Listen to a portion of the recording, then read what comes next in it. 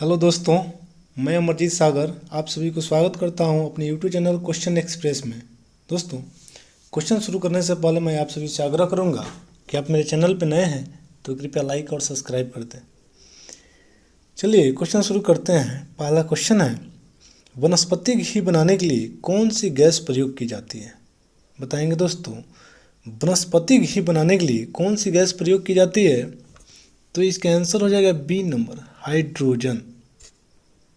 दोस्तों देखेंगे, हाइड्रोजन की खोज हाइड्रोजन की खोज 1766 ईस्वी में हेनरी कैवेंडिश ने किया था। इसकी परमाणु संख्या 1 होती है एवं यह आवर्त सारणी में पहले स्थान पर रखा गया है। चलिए सेकंड नंबर क्वेश्चन देखेंगे। विश्व का प्रथम इलेक्ट्रॉनिक कंप्यूटर का क्या नाम है? फिलिप, सिद्धार्थ, एनियक या T3 है? बताएंगे दोस्तों, विश्व का प्रथम इलेक्ट्रॉनिक कंप्यूटर का क्या नाम है? दोस्तों इसका आंसर सी हो जाएगा, एनियक। यह विश्व का प्रथम इलेक्ट्रॉनिक कंप्यूटर है। देखेंगे इसके बारे में, आधुनिक कंप्यूटर की खोज 1946 ईस्वी में की गई थी। भारत में बना पहला कंप्यूटर सिद्धार्थ है। दोस्तों इसका आविष्कार यानी कि एनियक का आविष्कार, न कि सिद्धार्थ का आविष्कार, एनियक का आविष्कार, इसका आविष्कार Presper Scott and John Mauchly ने किया था। इसका डिजाइन अमेरिकी सेना द्वारा कराया गया था। मतलब जो एनियक कंप्यूटर था उसका डिजाइन अमेरिकी सेना के द्वारा किया गया था। चलिए 3 नंबर क्वेश्चन देखेंगे।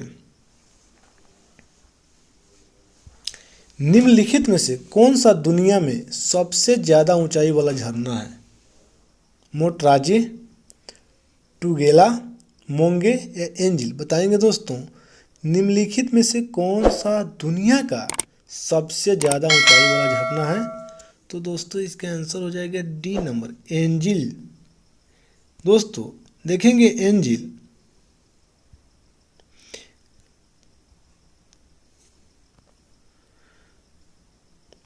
एंजिल जलप्रपात यह वेनेजुएला के बोलीवर राज्य में स्थित है, जिसकी ऊंचाई 979 मीटर तथा गहराई 870 मीटर है।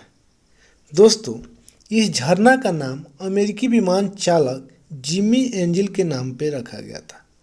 दोस्तों जिमी एंजिल ने पहली बार एंजिल पर्वत के ऊपर से अपनी विमान को गुजारा था। इसी के कारण अमेरिका के जो जिमी एंजिल है उन्हीं के नाम पे एंजिल झरना का नाम एंजिल पड़ा था। चलिए 4 नंबर क्वेश्चन देखेंगे। टिहरी जल विद्युत परिसर किस राज्य में है? टिहरी जो है जल विद्युत परिसर, ये किस राज्य में है? दोस्तों ये उत्तराखंड में। चलिए देखेंगे टिहरी के बारे में कुछ देखेंगे। दोस्तों यह बांध उत्तराखंड के टिहरी जिले में स्थित है। यह बांध जो है उत्तराखंड के टिहरी जिले में स्थित है, जो भागीरथी एवं भिलंगना नदी के संगम पर बनाया गया है। उत्तराखंड की राजधानी देहरादून है। इसका क्षेत्रफल 53,483 वर्ग किलोमीटर है। दोस्तों थोड़ा सा और इसमें देखेंगे, उत्तराखंड का गठन 9 नवंबर 2000 को हुआ था। इसमें कुल जिलों की संख्या 13 है। दोस्तों उत्तराखंड के मुख्यमंत्री जो है त्रिवेंद्र सिंह रावत हैं और राज्यपाल बेबी रानी मौर्य हैं। विधानसभा की सीट जो है 71 है, लोकसभा की सीट 5 और राज्यसभा की सीट 3 है। याद रखेंगे। चलिए नेक्स्ट क्वेश्चन देखते हैं। वातावरण के अंदर, चलिए 5 नंबर क्वेश्चन कह रहा है, वातावरण के अंदर क्षैतिज ऊष्मा अंतरण को क्या कहते हैं या हस्तांतरण को क्या कहते हैं? चालन, संवहन, अवशोषण या अभिवहन? बताएंगे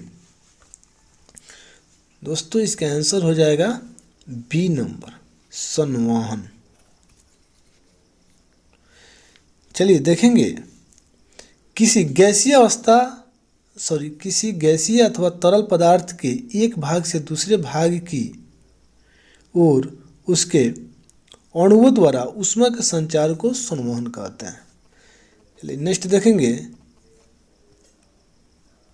6 नंबर क्वेश्चन है, किस दर पर भारतीय रिजर्व बैंक वाणिज्यिक बैंक से धन उधार लेता है?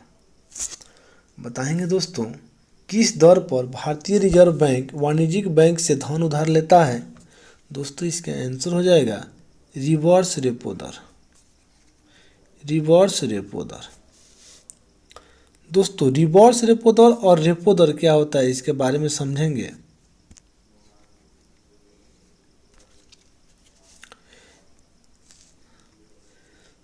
चलिए देखते हैं, आरबीआई किसी भी बैंक को ऋण देता है तो वह रेपो दर से देता है।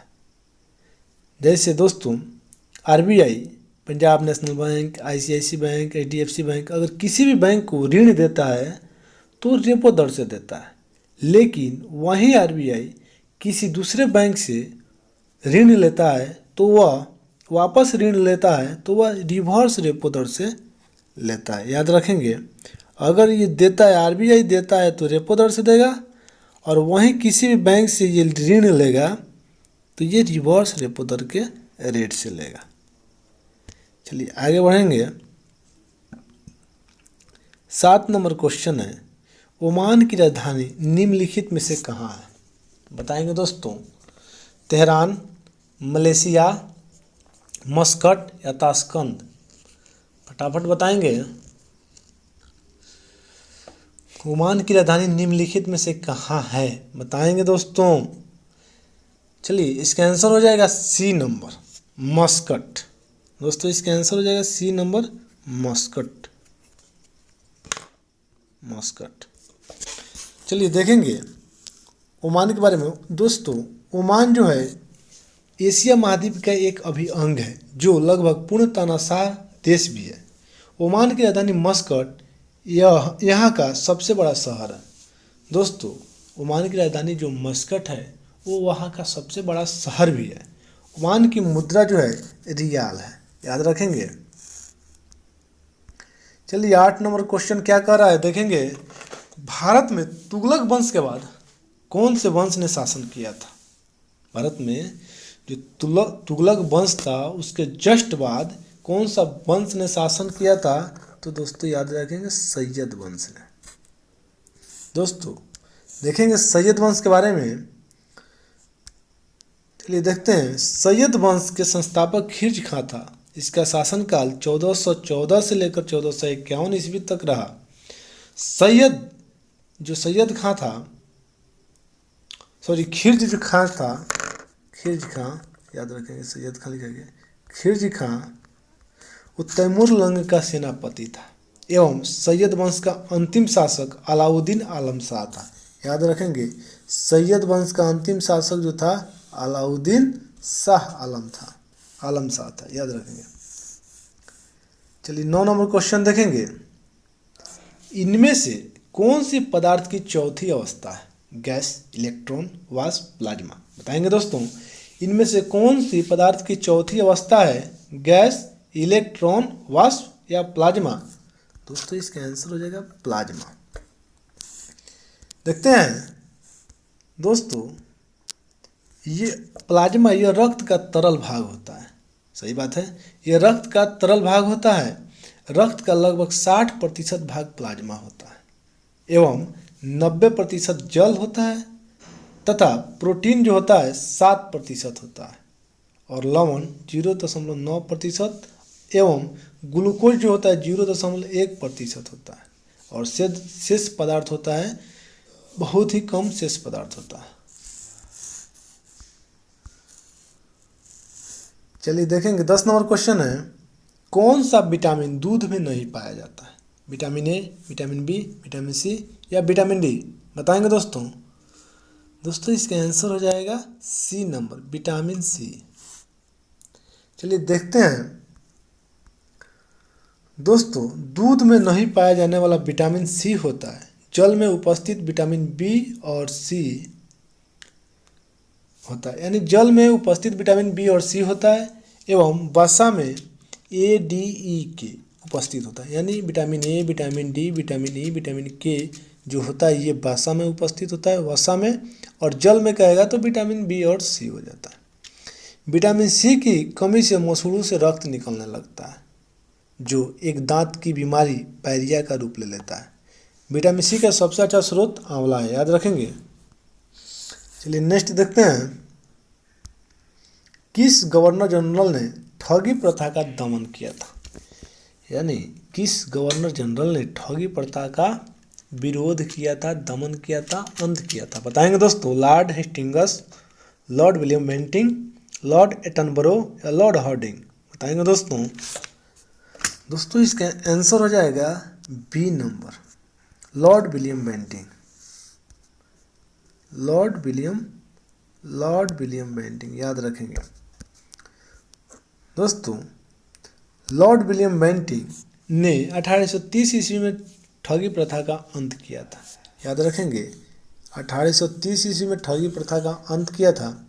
इतिहासकारों का मानना है कि एक ज़माने में ठगी एक परंपरागत व्यवसाय था। जो ठगी प्रथा था जो एक परंपरागत व्यवसाय था। इस वर्ग के लोग राहगीरों को ठगकर या फिर लूटकर ही अपना परिवार चलाते थे। इसके अलावा और भी कई क्षेत्र थे जहां लूट के डर से शाम ढलने के बाद निकलने पर इस तरह के लोग जान से भी मार दिया करते थे। दोस्तों ठगी प्रथा जो था एक परंपरागत व्यवसाय था।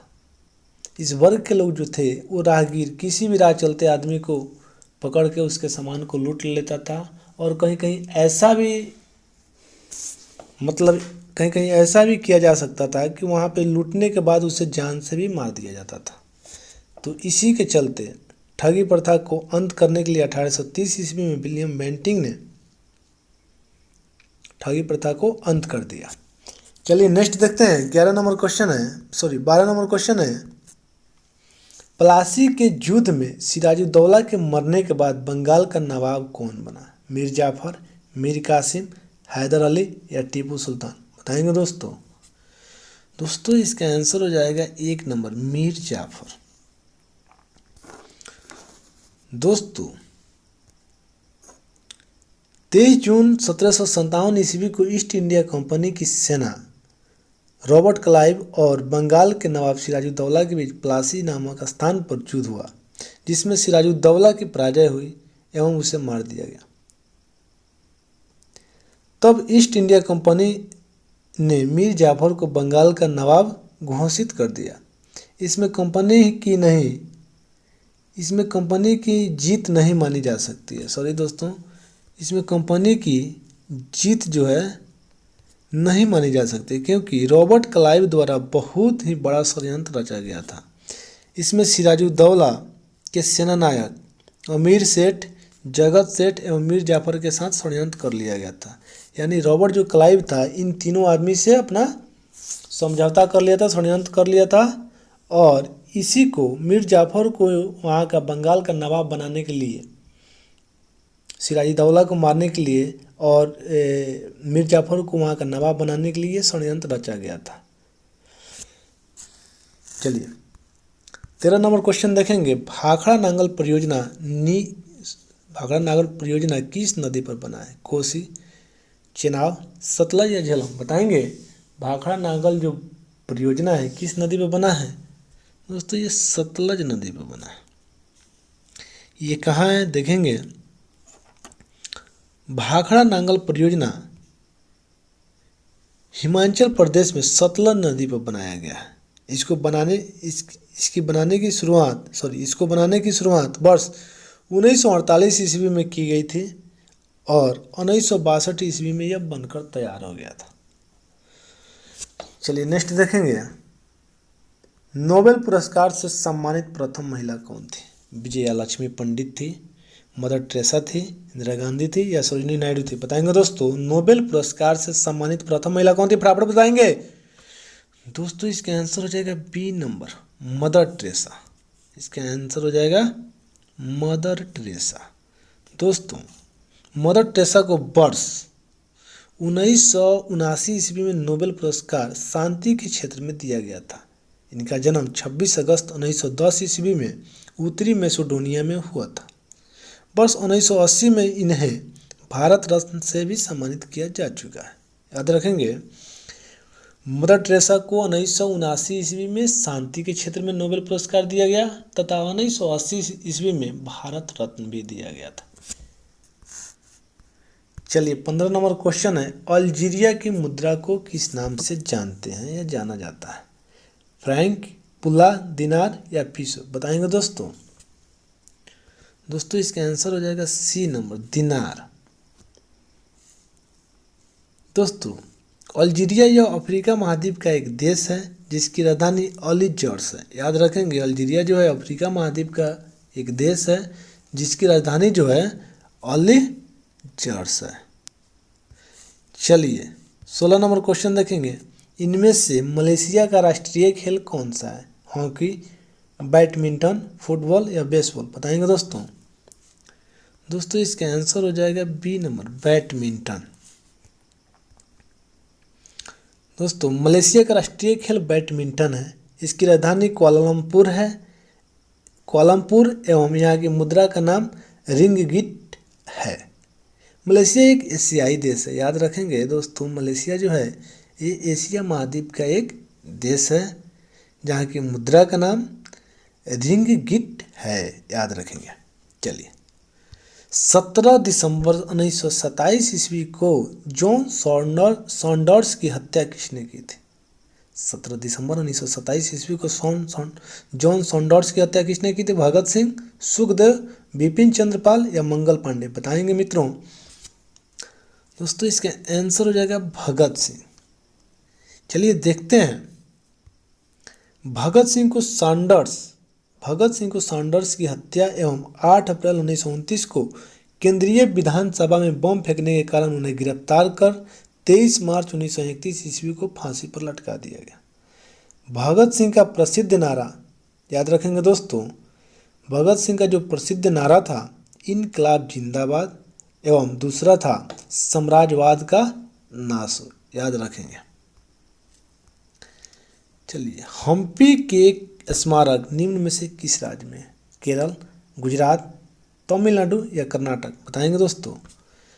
दोस्तों इसका आंसर हो जाएगा डी नंबर, कर्नाटक।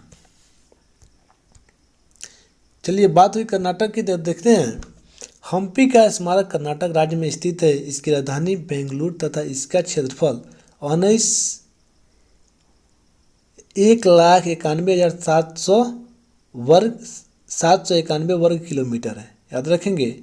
यहाँ के मुख्यमंत्री, कर्नाटक के जो मुख्यमंत्री हैं PS येदियुरप्पा हैं और राज्यपाल वजुभाई वाला हैं।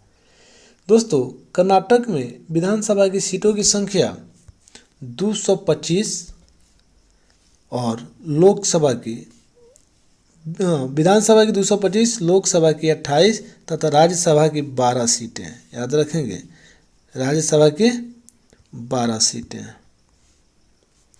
चलिए नेक्स्ट देखते हैं, सौर मंडल का सबसे चमकीला ग्रह कौन सा है?